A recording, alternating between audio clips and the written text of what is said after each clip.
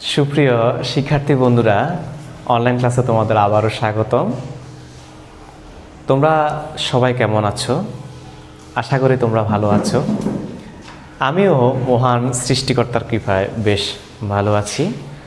আমি জগন্নাথ দেবনাথ বিজয়, সহকারী শিক্ষক বসুরের একাডেমি। আজকে আমি তোমাদের সাথে আলোচনা করব নবম দশম শ্রেণীর ফিনান্স ও ব্যাংকিং বিষয় নিয়ে। আজকে আমাদের আলোচনার বিষয় হচ্ছে তৃতীয় অধ্যায়ের অর্থের সময়মূল্য নিয়ে, অর্থাৎ টাইম ভ্যালু অফ মানি নিয়ে। তো আমি শুরুতেই অর্থের সময়মূল্য কাকে বলে এই বিষয়ে একটু আলোচনা করছি। অর্থাৎ অর্থের সময়মূল্য বলতে বোঝায় সময়ের সাথে সাথে অর্থের মূল্যের পরিবর্তনকে বোঝায়। যেমন এখনকার 100 টাকা 10 বছর পরের 100 টাকা সমান মূল্য বহন করে না। মনে করো তুমি তোমার বন্ধুর কাছে 100 টাকা পাও, সে বলল এখন না পরিশোধ করে তোমাকে 1 বছর পর পরিশোধ করবে। তাহলে অর্থের সমমূল্য বলে যে এখনকার 100 টাকা 1 বছর পরে 100 টাকার সমান মূল্য বহন করে না। যদি একটু উদাহরণের মাধ্যমে বুঝাতে যাই, মনে করো তুমি সোনালী ব্যাংকে 100 টাকা জমা রাখবে, 10% মুনাফায়। কত পার্সেন্ট মুনাফায়? 10% মুনাফায়। কত টাকা জমা রাখবে? 100 টাকা জমা রাখবে। তো এই 100 টাকা জমা রাখলে 1 বছর পর সোনালী ব্যাংক তোমাকে কত দিবে? নিশ্চয়ই 100 টাকা দিবে না, এর চেয়ে বেশি দিবে। কেননা তোমাকে তারা মুনাফা দিবে। তাহলে 100 টাকা 10% হচ্ছে 10 টাকা। তোমাকে 1 বছর পর, অর্থাৎ 2020 সালের জানুয়ারি মাসে যদি তুমি টাকাটা রাখো, 2021 সালে শুরুতেই তোমাকে সোনালী ব্যাংক তোমাকে 110 টাকা দিবে। তাহলে এই যে মাঝখানে যে 1 বছরের পার্থক্য, 1 বছরের যে গ্যাপ, এই সময়ের মাঝখানে সময়ের পরিবর্তনের সাথে সাথে তোমার কি হলো? 100 টাকা পরিবর্তিত হয়ে কি হলো? 110 টাকা হলো। কিভাবে? 100 টাকা হচ্ছে তোমার আসল, আর 10 টাকা হচ্ছে যেহেতু তারা 10 টাকা মুনাফা দিবে, 10%। ঠিক আছে? তো অ্যামাউন্টটা ছোটোখাটো বললাম বোঝার সুবিধার্থে। তাহলে সময়ের সাথে সাথে 2020 সাল থেকে 21 সালে আসার সাথে সাথে এই যে সময়ের যে পরিবর্তন, এই পরিবর্তনের সাথে সাথে কি হলো?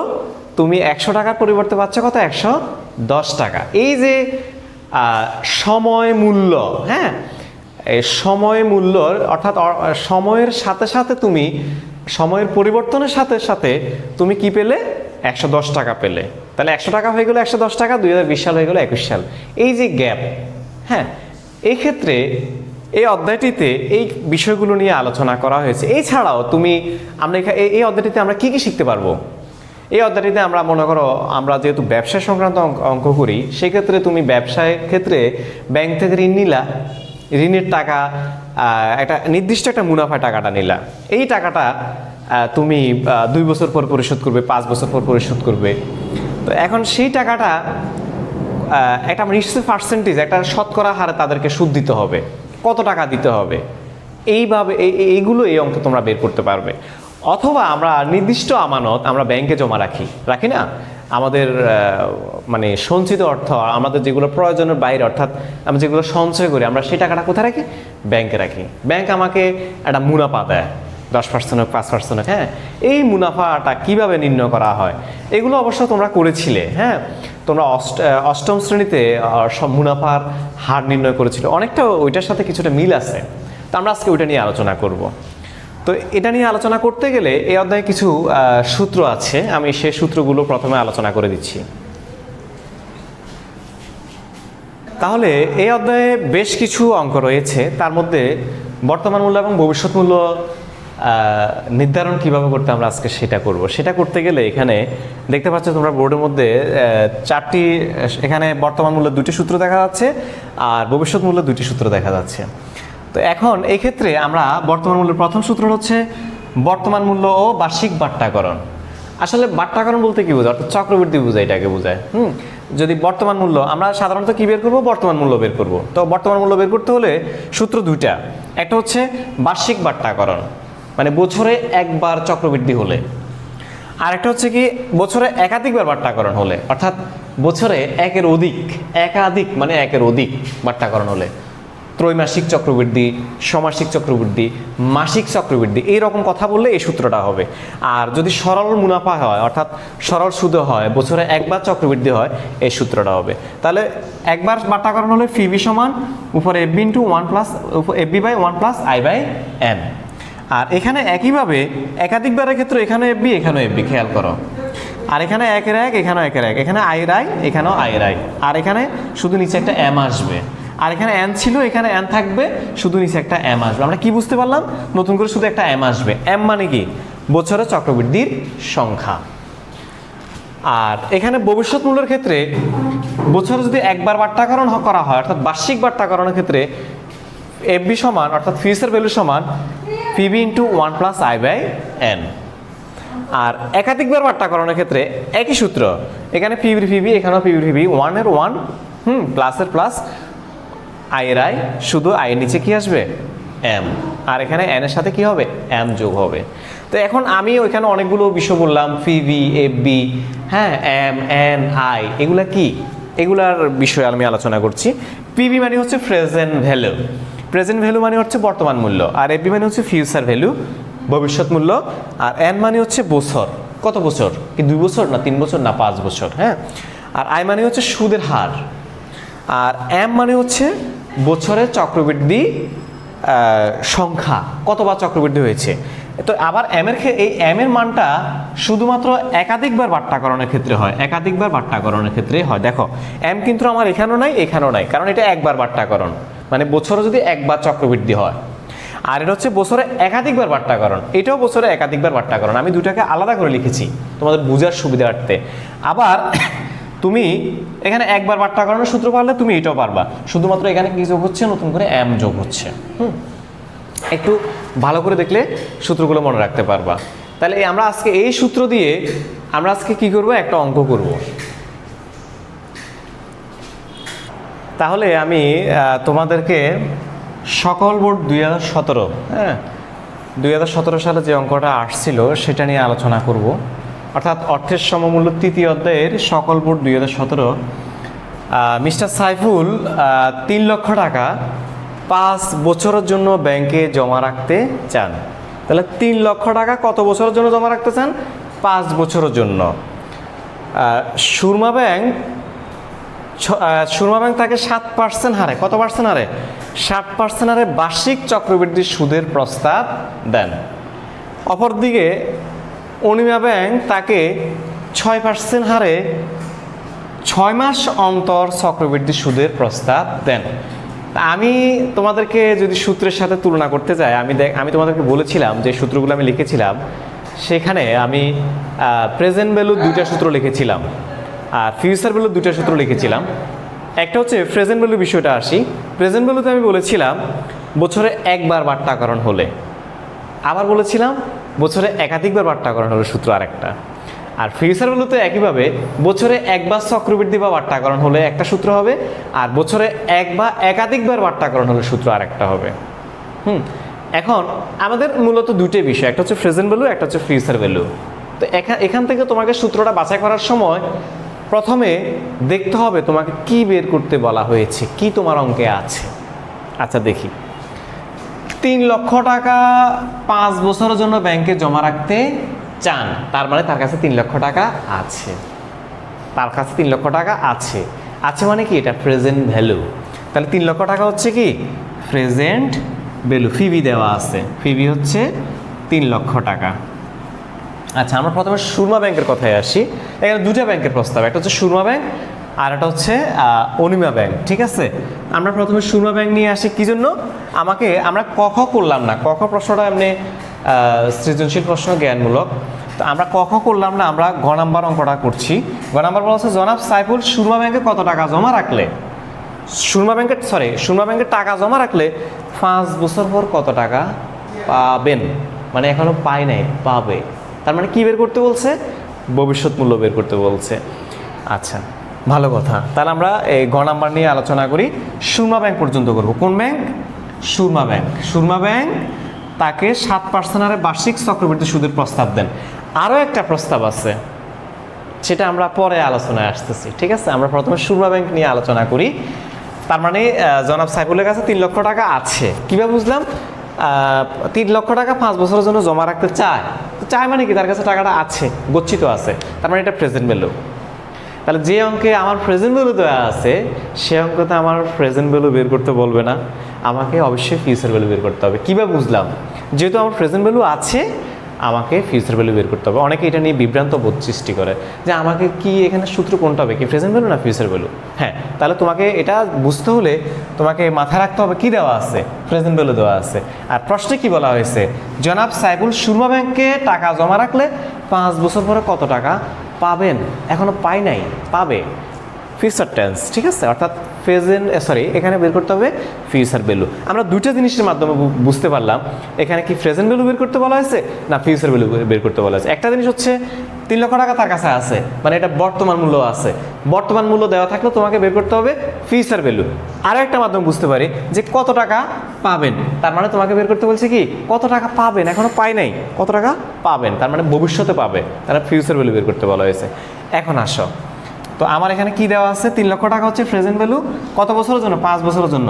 এন মানে হচ্ছে 5 বছর, কত পার্সেন্ট হারে? 7% হারে। কত পার্সেন্ট? 7%। আই মানে হচ্ছে সুদের হার, তো সুদের হার হচ্ছে 7%। 7% মানে 100 ভাগের 7, ভাগ করলে হচ্ছে 0.07। এখন আসো আমরা তাহলে আমরা সিদ্ধান্ত গ্রহণ করলাম আমরা এখানে ফিউচার ভ্যালু বের করবো, ভালো কথা। এখন ফিউচার ভ্যালু স্যার আপনি তো সূত্র দুইটা রেখেছেন, একটা হচ্ছে বছরে একবার বাট্টাকরণ, একটা হচ্ছে বছরে একাধিকবার বাট্টাকরণ, ঠিক আছে, তাই না? তোমরা দেখেছো আমরা দুইটা সূত্র রেখেছি ফিউচার ভ্যালু, একটা হচ্ছে বছরে একবার আর একটা হচ্ছে বছরে একাধিকবার। এখন আমরা কোন সূত্র লিখবো? তাহলে আমরা একটু প্রশ্নের দিকে তাকাই। 5 বছরের জন্য ব্যাংকে জমা রাখতে চান, সুরমা ব্যাংক তাকে 7% হারে বার্ষিক চক্রবৃদ্ধি, কি চক্রবৃদ্ধি? বার্ষিক চক্রবৃদ্ধি, তার মানে বছরে একবার বাট্টাকরণ।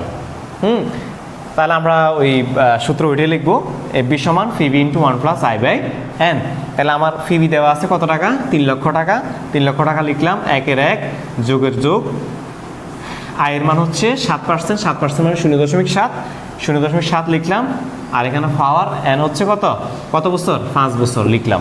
তাহলে 3 লক্ষ 1 যোগ 0.07 যোগগুলো হচ্ছে 1.07, আর এখানে 5-এর 5, ঠিক আছে।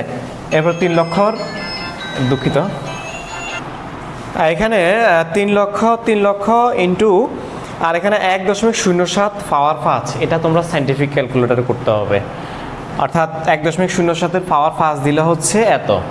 লিখলাম। অনেক সময় কেউ কেউ দশমিকের পর 3 গুণ নেয়, সেক্ষেত্রে হয়তো টাকার অঙ্কে 5 টাকা 10 টাকা বা 20 টাকা একটু এদিক সেদিক হয়। তা আমরা পুরোটাই নিলাম, এখানে পুরোটা নেওয়ার পর এটা গুণ করার পর আমরা পাচ্ছি কত? 4,20,765 টাকা, 0.60, দশমিক পরে দুইটা সংখ্যা আছে। তাহলে আমরা মূলত পাচ্ছি, মূল ফিগারটা পাচ্ছি কত? 4,20,765 টাকা। অর্থাৎ জনাব সাইফুল বার্ষিক চক্রবৃদ্ধি সুদে সুরমা ব্যাংক হতে 5 বছর পর 4,20,765 টাকা পাচ্ছে। কত টাকা জমা রেখে? 3 লক্ষ টাকা জমা রেখে। আশা করি তোমরা এটা বুঝতে পেরেছো যে কিভাবে সূত্রটা হবে, কোন সূত্রটা হবে। যেহেতু ফিউচার ভ্যালু সূত্র দুইটা, এখানে কোনটা হবে, কেন হবে, কিভাবে হবে, আমি বিস্তারিত আলোচনা করেছিলাম। এখন আমি গ নাম্বার করেছি, এবার আমি ঘ নাম্বার অঙ্কটা করব।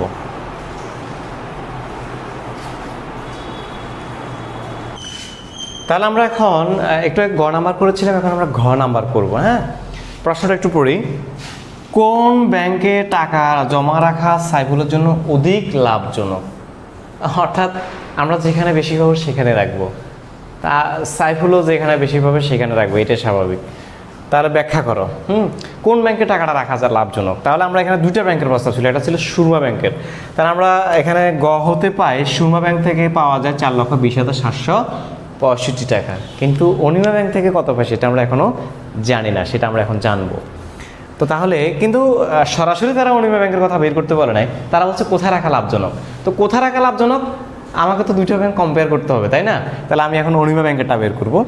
তাহলে আমার এখানে অনিমা ব্যাংকের প্রস্তাবটা দেখো। অনিমা ব্যাংক তাকে 6% হারে, কত পার্সেন্ট হারে? 6% হারে 6 মাস অন্তর, হ্যাঁ 6 মাস অন্তর চক্রবৃদ্ধি। তার মানে 6 মাস অন্তর মানে হচ্ছে 6 মাসে একবার, বছরে 2 বার। কিভাবে? তুমি 1 বছর সমান 12 মাস, 12কে 6 দিয়ে ভাগ করো, 2 বার। কতবার চক্রবৃদ্ধি হয়? 2 বার চক্রবৃদ্ধি। 6 মাস অন্তর অন্তর চক্রবৃদ্ধি হয়। তাহলে প্রতি মাস 6 মাসে একবার এক বছরে 6 দুগুণে 12 দুইবার, ঠিক আছে। তাহলে 6 মাস অন্তর চক্রবৃদ্ধি সুদের প্রস্তাব দেন। তাহলে অনিমা ব্যাংক তাকে 6% হারে 6 মাস অন্তর চক্রবৃদ্ধি সুদের প্রস্তাব দেন।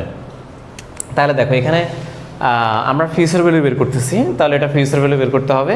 ফিউচার ভ্যালুর সূত্র হচ্ছে দুইটা, একটা হচ্ছে বছরে একবার চক্রবৃদ্ধি আর একটা হচ্ছে বছরে একাধিকবার চক্রবৃদ্ধি, আমরা আগে লিখে দিয়েছিলাম, ঠিক আছে।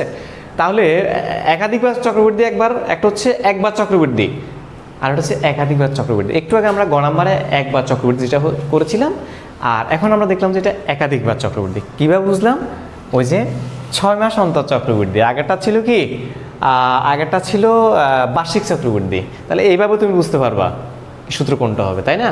তাহলে 6 মাস অন্তর চক্রবৃদ্ধি হলে একাধিকবার চক্রবৃদ্ধির সূত্র হচ্ছে এবি ইন্টু ফিবি, এবি সমান ফিবি into 1 plus I by M. ওইখানে আইয়ের নিচে শুধু একটা এম আসবে আর এনের সাথে একটা এম গুণ হবে, ঠিক আছে। তাহলে আমি এখানে আগে লিখি ফিবি সমান, আমার প্রেজেন্ট ভ্যালু দেওয়া আছে, ফিবি সমান 3 লক্ষ টাকা। যেহেতু আমার এই অঙ্কে প্রেজেন্ট ভ্যালু দেওয়া আছে, আমাকে ফিউচার ভ্যালু বের করতে হবে। আর ফিউচার ভ্যালু বের করতে হলে সূত্র দুইটা, একটা হচ্ছে একবার চক্রবৃদ্ধি, একটা হচ্ছে একাধিকবার চক্রবৃদ্ধি। আমরা এখন করছি একাধিকবার চক্রবৃদ্ধিকরণেরটা, ঠিক আছে। সব কিছু একই রকম। এমের মান 5 বছর, আয়ের মান হচ্ছে ওখানে ছিল 7%, এখানে হচ্ছে 6%। 6% মানে হচ্ছে 100/6, ভাগগুলো হচ্ছে 0.06। আর এমের মান হচ্ছে 2। আচ্ছা, এমের মান 2। তো যদি ব্যাপারটা এমন হতো যে 6 মাস অন্তর চক্রবৃদ্ধি না, যদি বলতো 3 মাস অন্তর চক্রবৃদ্ধি, তাহলে আমরা 12কে কত দিয়ে ভাগ করতাম? 3 দিয়ে ভাগ করলে 3 4 12, তখন এমের মান করতাম 4।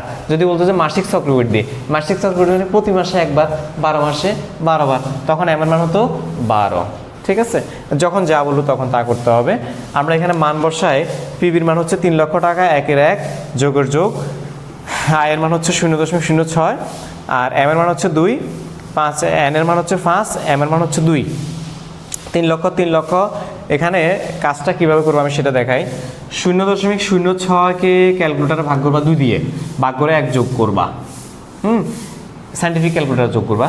করার পরে আমরা পাবো কত? 1.03। আর এখানে 5 দুগুণ কত? 10। এবার 3 লক্ষ, এটাকে পাওয়ার 10 করলে হয় এত টাকা, এত দিয়ে গুণ করলে হচ্ছে 4,03,174 টাকা। হয়তো কিছু খুচরো ইয়ে আছে, আমি একটু দেখি। 80 টাকা, 74.80 টাকা। দশমিকের পরে দুটো সংখ্যা আছে, নিলাম, ঠিক আছে। তার মানে আমরা দেখতে পাচ্ছি সুরমা ব্যাংক থেকে পাচ্ছি 4,20,000 টাকা, 4,20,765 টাকা। আর অনিমা ব্যাংক থেকে পাচ্ছি 4,03,174 টাকা। বলছে কোথায় রাখা লাভজনক।